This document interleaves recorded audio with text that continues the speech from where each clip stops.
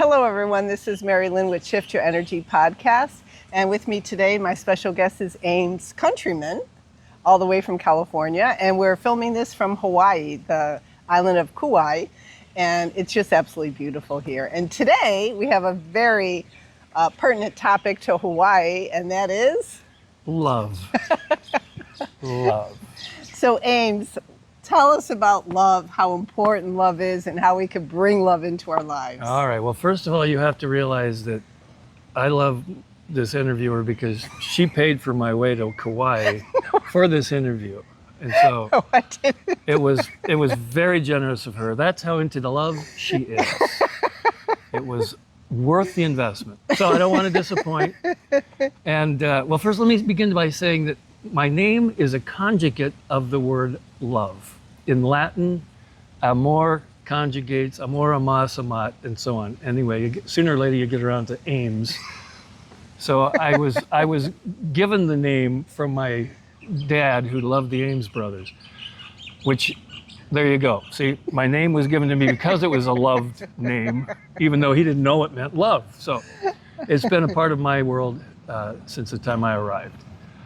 Recently, I have discovered a capacity to share it freely in a way that I was never able to do for a long, long time. And it is the most liberating of experiences to be able to be who I am, wholly and out loud, and to love people freely and openly, and know that if it's awkward, it's not awkward for me, but not everybody's comfortable with love. Now, why is it that you, in the past, were not comfortable with expressing love? Oh, well, I was always comfortable with expressing it. It wasn't always well received. And so I learned a little bit to be guarded about when I shared it, who I could share it with. Oh. I was a classroom English teacher for 30 odd years, off and on. And it was easy to share it with the kids. Kids were great. Okay. You can love kids. Teenagers particularly need a lot of love. And I was perfectly suited for that environment. So I was able to have that expression, but with adults, it's a little bit different. And now, recently, I have found an adult audience that is receptive to it and have been growing, as the term goes, my voice, and feeling much more comfortable in expressing it and sharing it, and reaping the rewards of that sharing, which is not a small thing. So can you talk to us, one, about how people can express love, especially if you're reticent and you don't think it's going to be received well, or, you know, with the proper intention. So how did you start going from, you know, being careful about when and who you did it, you know, shared your love with, and now, what was that process like? Yeah, it was, honestly, it's like a slow leak. Little by little, I found that it was, well, as time has advanced, we've become, as a society, a little more comfortable with expressing love. It's now much more commonplace. In the 50s, when I was born, you know, men didn't express love. They didn't have to. Oh, do you think that was part of it? That, like, you were trained as a man not to express love, absolutely. and that kind of stunted you, and then it was a whole thing to start sharing? Yes, well, it certainly was. And, you know, but the beautiful thing is, and, you know, the goosebumps always speak to me, and there is no energy is ever wasted. And so that experience was perfect groundwork for what it takes now to expand and express. Then it was not very popular and not very comfortable for so many people, certainly men. Yeah. And now you see a lot more men are hugging each other and that sort of thing. Right. Yeah. So and just like with my father, you know, he didn't express much affection at all, but you knew he loved you. And then if he ever said, "Oh, I love you," it was a big thing. Yes. Like, oh, a man has, expressed his feelings. Yes, absolutely. I remember a day when there was some question about, my father not expressing love, and he seemed completely shocked because he said, I give you guys everything. That's how I express my love. He never could say the words. I don't know that I ever heard him say the words. Yeah. Those were the days. Yes, those were the days. But he was absolutely mystified by the fact that we didn't know that he loved us. I actually ran away from home at 4 years old, and I announced this to my father. I'm leaving because I'm not loved. Yes. Oh, so this has been a theme in your life since from a the little day tyke. I was born. From the day I was born, I have had my mission in the world, I know, was to express love, be love, and share love. And it was, as I said, a lot of foundation laying. We've got the birds chirping now. I'm going to support them. Yes, birds, and we've got lizards. We feel like Ace Ventura here. Soon the chickens will arrive. There's a lot of wild roaming chickens all over, and also pigs or hogs. I don't know. Whatever they're called. Yeah. And snails. The snails here are not kidding. If the Things screen grow were big bigger, out here. they definitely do. So so that's your background. Yeah. And now tell us, what kind of transition, what made you say, I'm just going to get out there and start loving, and if it's received, if it's not, no harm, just go to the next person. That's so interesting for me to look at, because as I said, it was kind of a slow creep. I have always been a writer. I don't know where I learned it. I just have always been able to express myself on paper. Mm-hmm. And always the writing had to do with some either absence of love, some event that could have certainly been remedied by love. I've been writing, I have crates and crates of writing. My sister once said, there is a series called The Great Books. Now this is going back. She said, you have the crate books.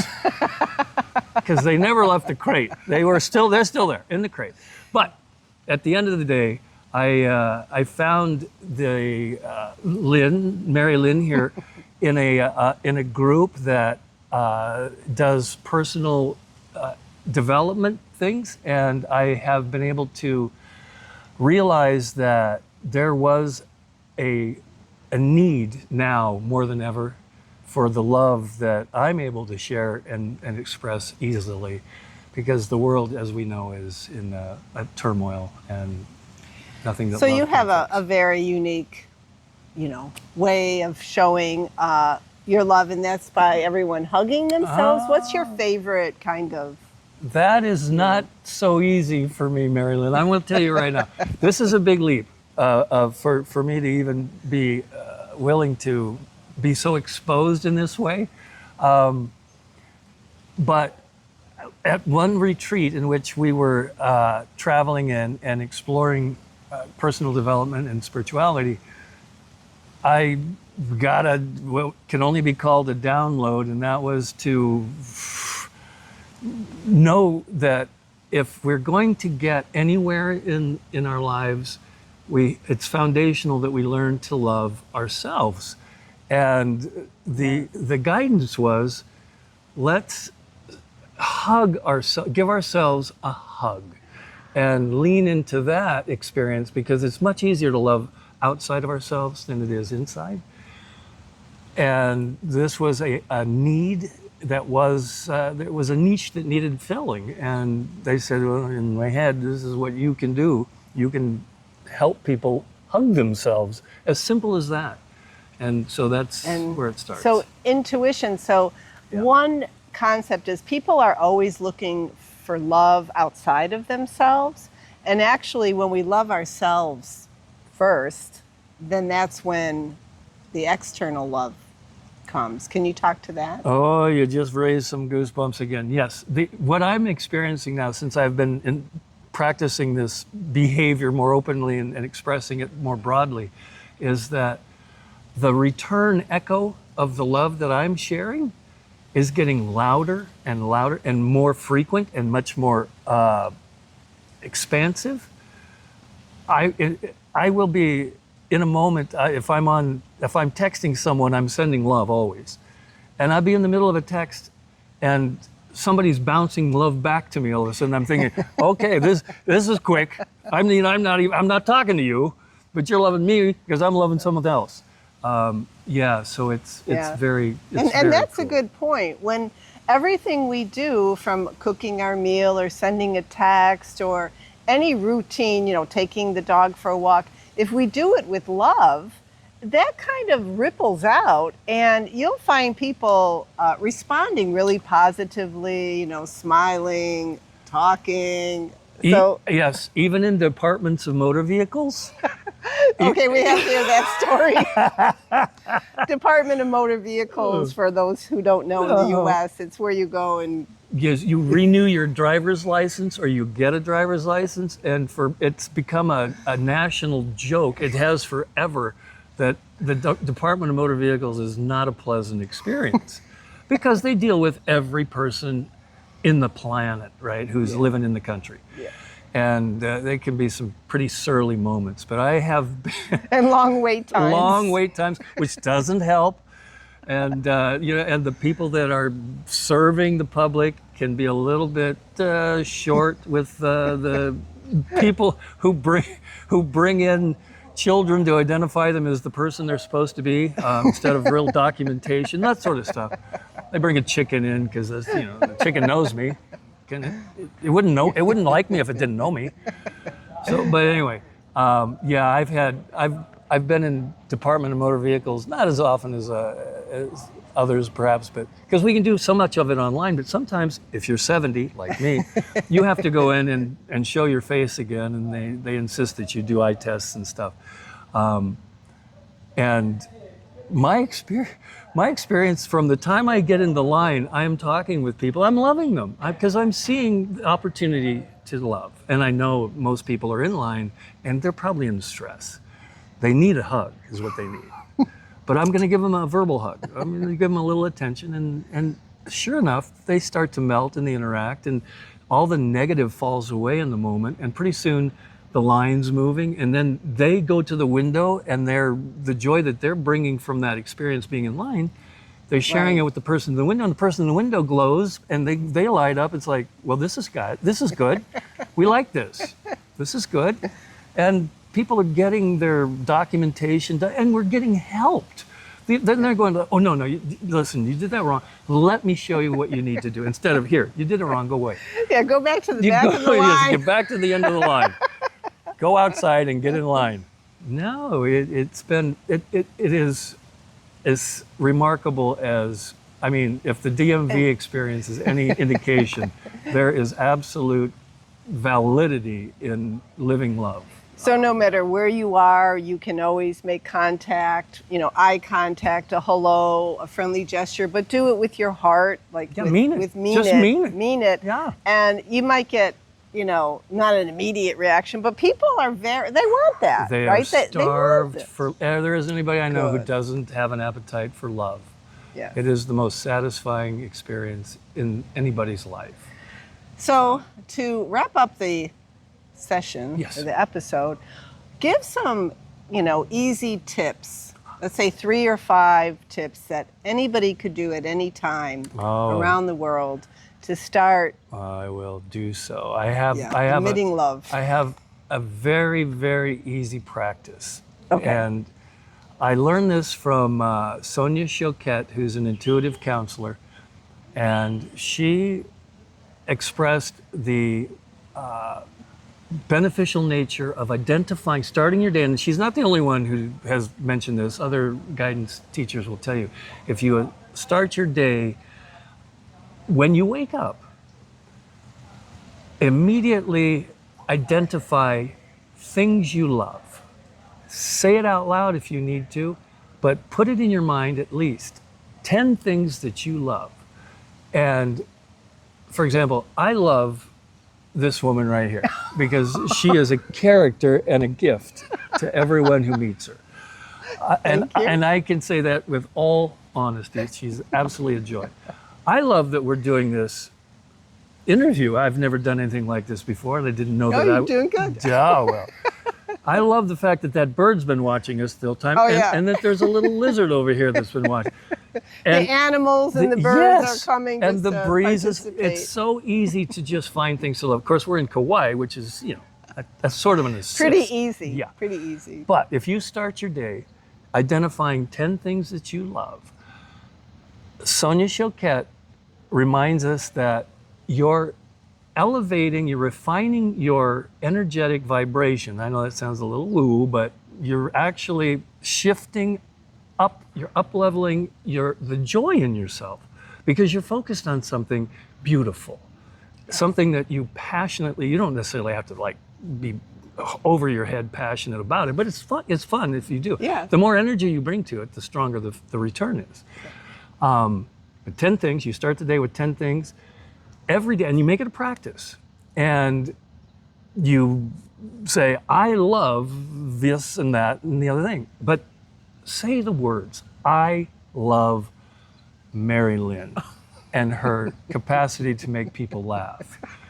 I love sitting in this chair in Kauai on her dime. Not true. Humor. Love humor. I love humor. Her reaction. Put your favorite comedian right in there. That's it. You do 10 things a day, and you will notice that you start to look for things to love. Oh, good. That's what happens because you run through a list of, it's not easy for some people to even start with 2. So start with 1. Start with one thing you love and you must build capacity for it's just like exercising your body, you're exercising your emotions, and you must build capacity for it. And when you do, believe me, it's a lot easier than lifting weights. And the easier return. than going to the gym. Yes, it is. You don't have to leave home. You can do it from your bed. It is awesome. And after a short time, you will notice that you start to notice things in a different way, that how you can love them. How can I love this moment? Because I need to find 10 things to love. That's my job. And you do. And it takes 30 days to create a new habit. So, the first day or 2 days, and you could only think of 1 thing or 2 things. After 15 days, you might be up to 5 things. Right. And to Ames's point, once you start looking for the beauty in life, for something to love, it totally shifts your focus from what may be a repeating energetic mental loop pattern, which I know a lot of people have, and I certainly had that too in the past. And it's non-beneficial, so start thinking about what you love.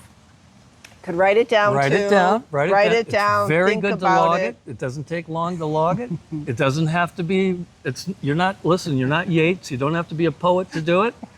You just shift your attention to I love, bloop. And you're off and running.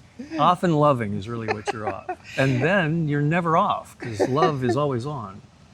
So if you want to transform your life, shift your energy now, definitely start focusing on love and what you love. And there's something there. And if you enjoyed this podcast and my guest Ames, please subscribe, like, and comment. And Ames, you don't really have a website or anything at this time, but he's full of love and he's going to send all the viewers love. I am, actually. You can already feel it. I know you can, because I'm loving you large right now. If you're watching this, you are loved. Even if you're not watching it, you are loved. So. And with that, from Kauai, Ames and Mary Lynn signing off, and we'll see you in the next episode. Thank you.